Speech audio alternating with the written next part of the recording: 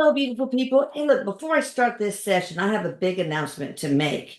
And, the documentary that's been in the works for a long time about my son Eric's life, it's almost finished. But in order to get to that finish line, the director producer Paula Marino needs some help. So she needs funds to cover all the professional fees that will be involved to bring the story to the screen. Like a professional story editor, a music composer, a sound mixer, an illustrator, animator, etc., etc. Now, Paula created a crowdfunding page where you can donate whatever you feel comfortable donating. You can also donate by purchasing a 30-minute session with one of our mediums, or by purchasing an item from the Erik merchandise store, like the one I'm wearing. Saving the world, one prank at a time. It's an embroidered image, so it's really nice. So anyway, go visit channelingericdoc.com and take a look at it. This project is very near and dear to my heart. And one of my greatest wishes is to get the story out to more people so we can help more people. And I want you to go and see the trailer that's on the channelingericdoc.com. It's so moving. It's so powerful. It was my first reaction. It was a gut punch. But it says it all. So look at the trailer and let me know what you think. Thank you, guys. Welcome back, guys, for part 2 of the interview with Eileen Wuornos. And Denise Ramon, of course, is here. If you missed part 1, please go back and check it out and then come back to part 2. Anyway, Eileen Wuornos, American serial killer, 1989 to 1990. She engaged in prostitution and shot and robbed 7 of her male clients. And anyway, she received the death penalty in October 2002. All right, so on with number 14 of the 53 questions plus. You're very popular, Eileen. Thank you. And thank you, Erik, for also staying so you can help us out with this. Erik is my son on the other side, in case you guys don't know. Eileen, did you have a detected or undetected head injury as a child?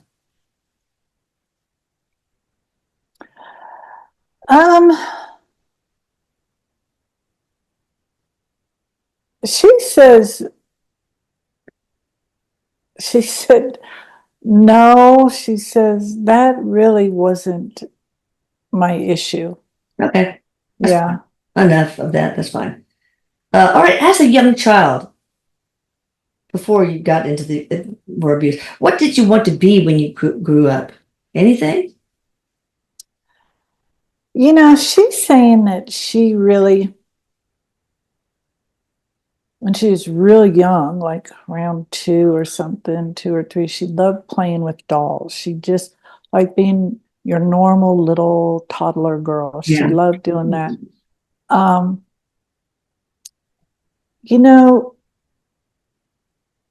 She said she really didn't have any dreams of becoming something.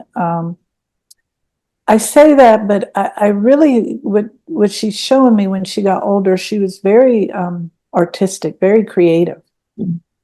So, she would have done really well, Erik says, in the arts or something, or even something mechanical, she would, because she was just really good. She was just real creative and very artsy. But she said she didn't really focus on a dream or something that she would like to do. Well, maybe next time. All right. When you were young, did you have any idols? Anyone like you admired or looked up to or wanted to grow up to be like? These are such human questions. I like that we're adding that. The great questions from the community. So I thank you, guys. Yeah, she had a teacher in 2nd grade that she really idolized. It was a female teacher. And she said, of course, she said spirit sight, like she's kind of laughing in hindsight. She says she now knows that that teacher knew something wasn't right at home. Oh. And so she really really liked that teacher a lot. But she knew not to tell that teacher too much. Well, Eric, why did the teacher act on her suspicions? It could have saved her and those 7 guys. Well, Erik says, Mom, you got to remember the time zone, the time frame when that was done. And that just didn't happen very much back then. And there was nothing solid to give them. Yeah. So, Same thing happened to my younger sister. The principal gave her, Laura, when she was 16, the number to the Child Protective Services and said, you better call these people. And she did, but my parents were listening on the other line and beat the crap out of her even more. Yeah. So, but that assistant principal should have gone to CPS himself instead of leaving it to her child. It's ridiculous. Now, Eileen, did you ever have MK Ultra experiments done on you? What are they again? Say that again. MK Ultra, like some government thing, mind control. Did she ever have that done on her? Yeah. You know, she says that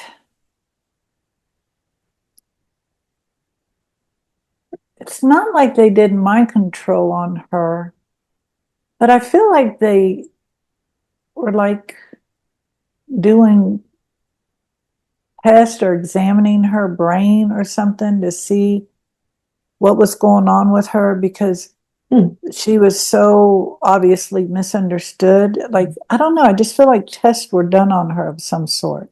When in her life? Before I feel like incarcerated, or? I think it was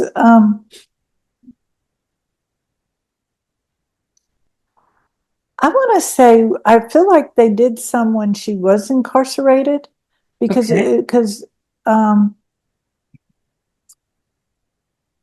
she's saying, because they felt she was unusual.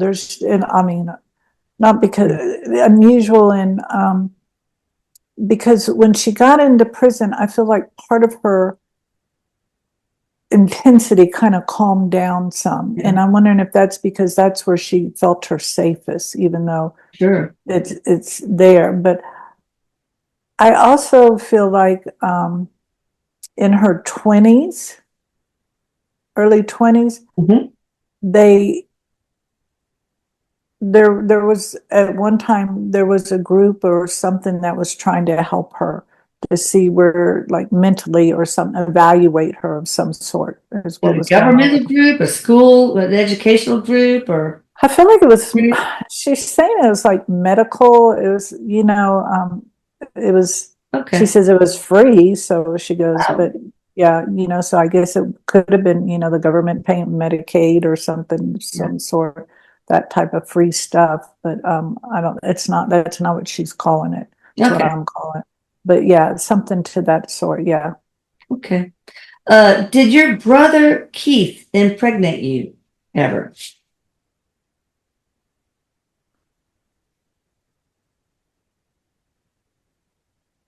She's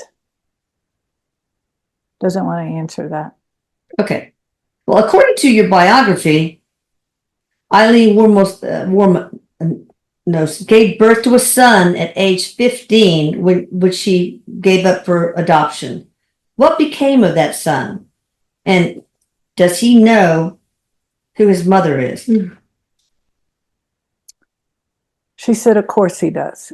He knows who gave birth to him. Okay. Because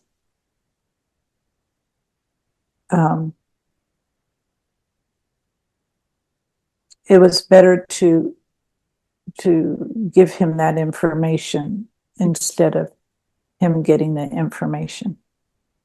Well, how old was he when you gave him up for adoption, more or less? Newborn? Or? I get infant. Yeah. Yeah. Well, how did he find out? Was it not a sealed adoption, I guess? Um, she's shown me the biological parents knew of her. Oh, okay. And knew what, Yes. even the criminal part? Oh, yes. Oh, yes. God. Okay, who was the father? Was it one of the clients or somebody else who you might not want to mention? She's saying a random boy. Okay, Yeah, a random guy, she's saying. When she says boy, I feel like around 18, 19. okay. Was this the 18, 19-year-old that abused you? You told on? No, that was Okay. different. That was different. Did your son inherit any of your personality traits?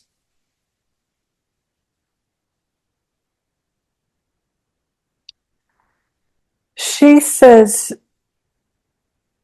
not no. She says no, not the ones that people are fearful of. Yeah. I feel like he is also a very strong soul. Eric says he is. He's a very old soul, as us Hmm. humans want to call it, an old soul.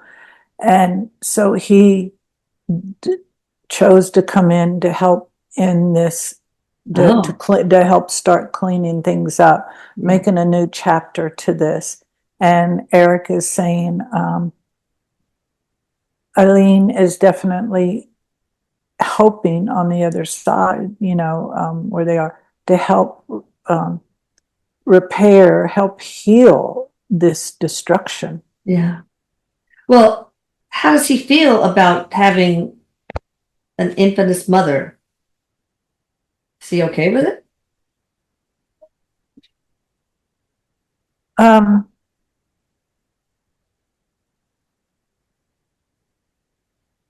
I mean, he's okay as far as he knows that he's not responsible for anything, but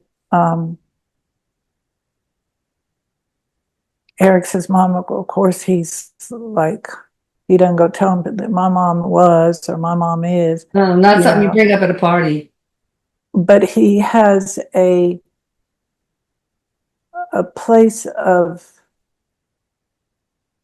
I'm wondering if he's in the medical field, in the Hmm. mental health Oh, industry, interesting. because Eric has shown me he has a lot of compassion and he understands a little bit more about mental illness than the average person That's because of good. everything. So I'm wondering if he got into I bet. the mental health part. Um, she is not elaborating on anything because she wants his anonymity Yeah, to of stay, course, Yeah. of course. How were the adoptive parents raising her son? Good parents? She says yes, she goes, there's always room for improvement, Of but course. Yeah. yeah, and she says, but um, she she has nothing but admiration. All right. Now, how did giving up your child affect you? Were you like, oh, he's better off, or like, oh my God, what have I done? All of that, she says, she knew she had to. She knew by looking at her mother Yeah.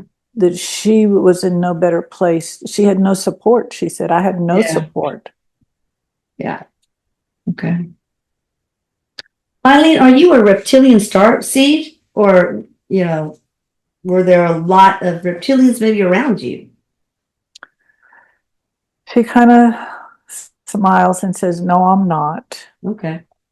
But she says, one of the things that I did bring to the awareness when I was here, she goes, because not everything was all bad. One of the things that I did bring to the surface was abuse, um, that even though she knows that it's rare in her occasion for her to be a serial killer, Yeah. it's possible. And says she's a perfect example of abuse. And I don't feel like that they've given as much recognition to that. She said that they did a documentary on her or something, or a movie on her, and Cool. they did emphasize that to some degree, but they really didn't. You know, it's Totally give it the, yeah. yeah.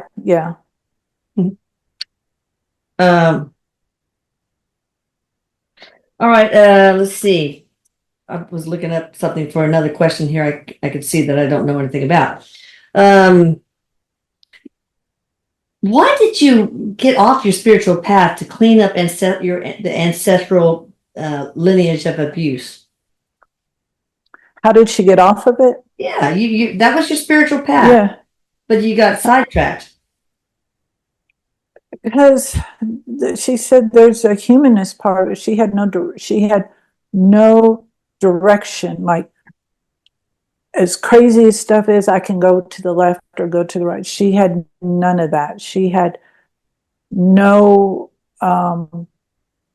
safety points to go to. Yeah. And so I feel like that incident that happened to her when she's like 9 or 10, around in there, I feel like that just made her do a U-turn and go the That other was it. direction. Yeah, I really do. Now, your adopted brother Barry stated that your grandfather did not abuse you. Was his statement true in court?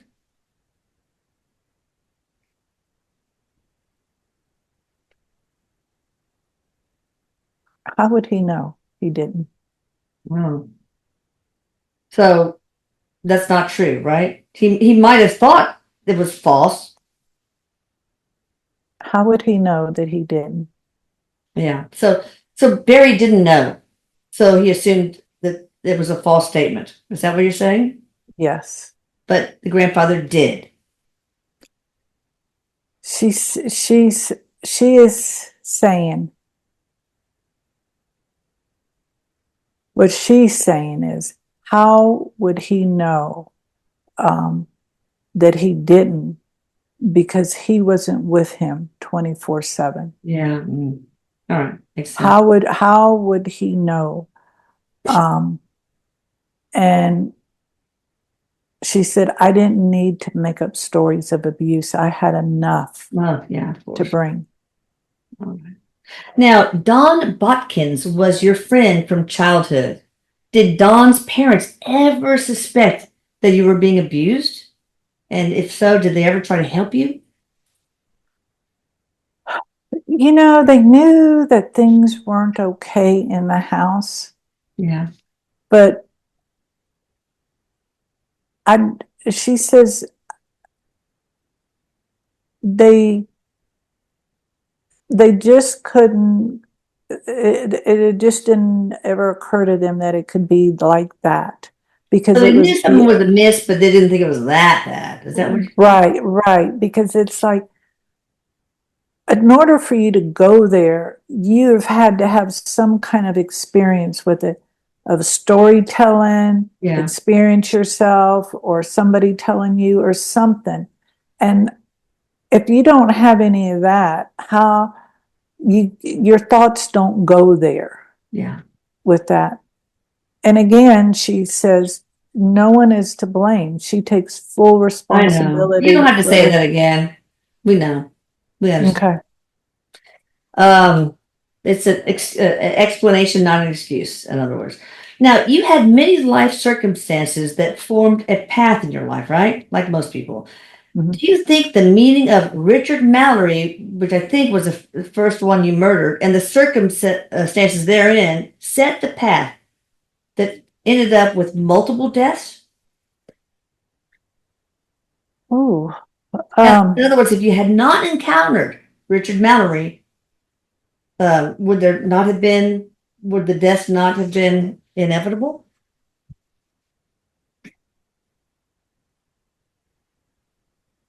She says, this is a really good question. Yeah.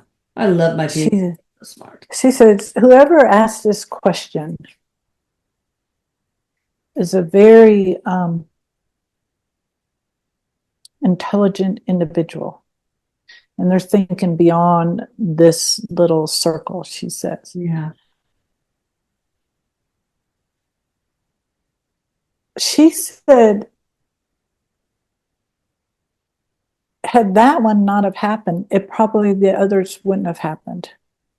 But that set the scope for others to take place, because she, of course, she said the first one, it really bothered her, like, oh my God, I just killed someone and all of this. Yeah. But then she says she got like a charge out of it, like a high out of it, like this person can't do this anymore. Yeah. So all those problems are gone. And then it just, she says it's like a thief, they steal and they get away with it, and then they steal again and again and again. Freeze the tracks, basically. And she says also too, I just don't feel like she was totally connected mentally. Oh, yeah. When this stuff was going on, because she's showing me someone in sound mind would never take someone's life like that. Okay. And I feel like she did some of those deaths in a kind of like a massacre way, like a horrific way, like, oh, wow. Like anger, like they can tell like this was done out of anger. Yeah, out of body kind of thing. Is that what you're saying? Yeah, and again, I feel like when they found the bodies, they could tell like this was done out of anger, because she's showing me how people are killed. You can, not all, but the majority, you can tell when it's done out of like anger and stuff. And I feel like hers were labeled like that. Okay. So tell me about when you crossed to the other side. Did you meet your victims, and how did that go? Especially with Richard, your first. She said, well, we definitely didn't shake hands. Okay. She says her transition was, Erik says it was a tough one, Yeah. because she was, it took her a while to cross over, because she didn't really think she belonged, Yeah. And it took her a while to cross over. She says, of course, eventually she met everyone that she harmed, that she killed. She did, there was how she's shown me, it's almost like a private meeting kind of, to where they could talk about things. Of course, she's telling me there's no animosity, there's no, of course, no judgment. Hate, yeah, but there's still sadness in there. Yeah. Because she's telling me the sadness in there is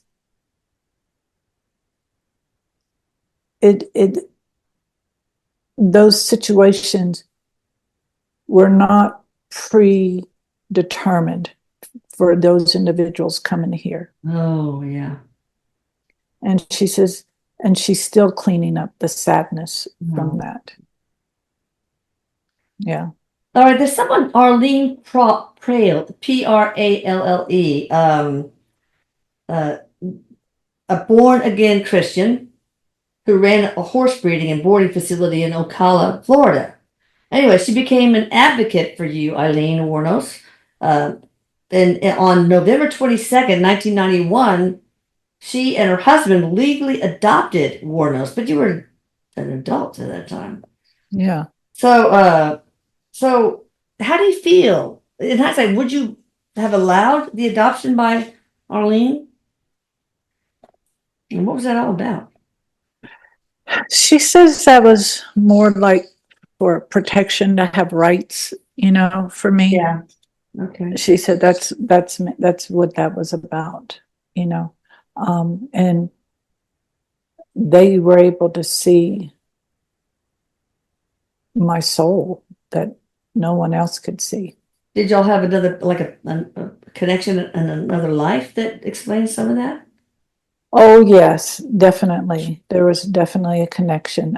She says, and at one time, the lady was one of her spirit guides in a lifetime, Oh. like about 400 or 500 years ago. Oh, Yeah.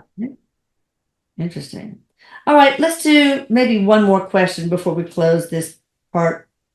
What is it, part two? Part two. What do you think of your attorney, Steve Glazer, or Glazers, Glazer? Oh, she says, you know,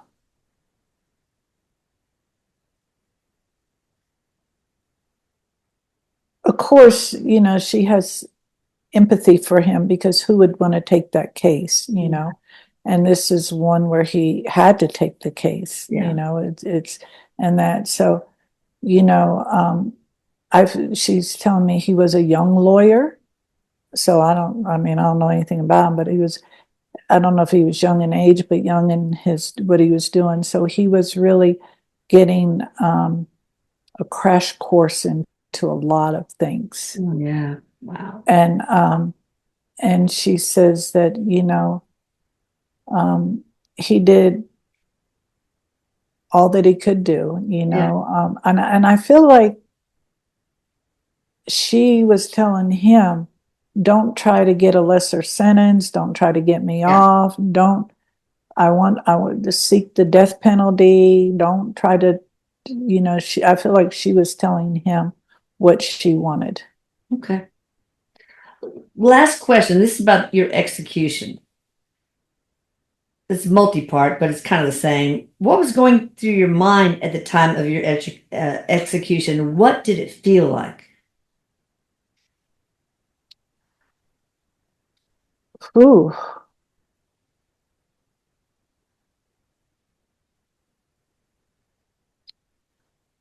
Ooh-wee.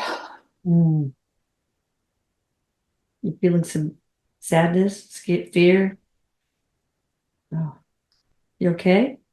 Um, a lot of, a lot of, a lot of sadness, a lot of pain she felt, not from her, but she really got to, whew, she really got, Take your time. she really got to,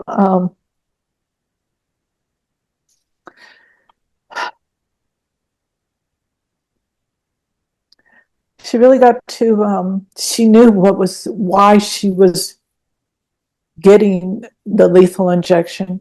She wanted the lethal injection, but it all was coming full circle, like this is why. And she said everybody she harmed like that was coming flashing and right in front of her. Wow.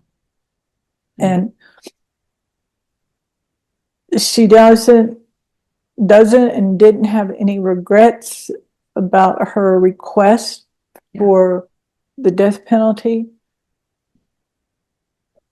But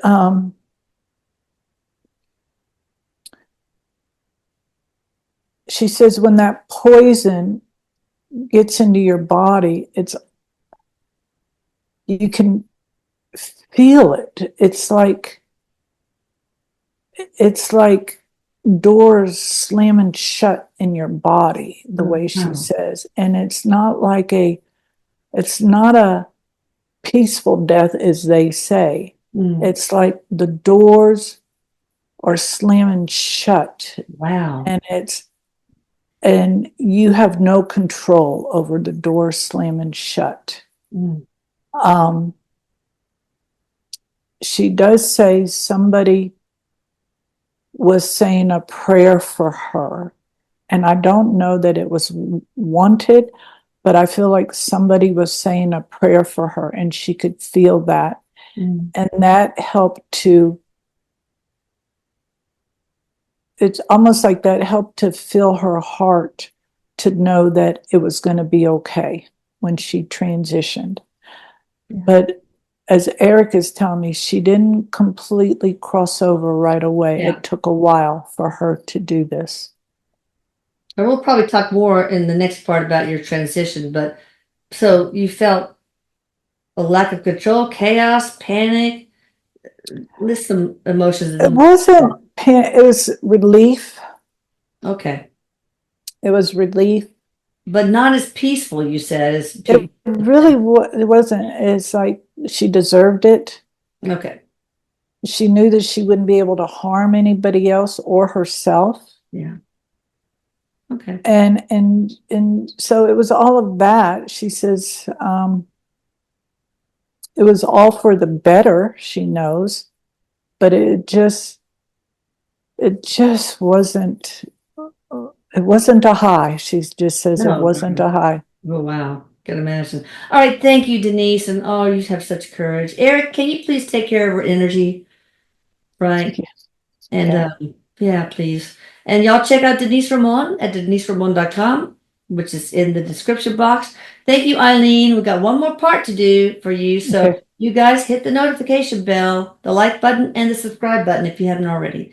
And thanks, Denise. I love you. Erik, You're so I love welcome. you. He said, I love you, Mom. I love you a lot. Bye. Bye. That was cool.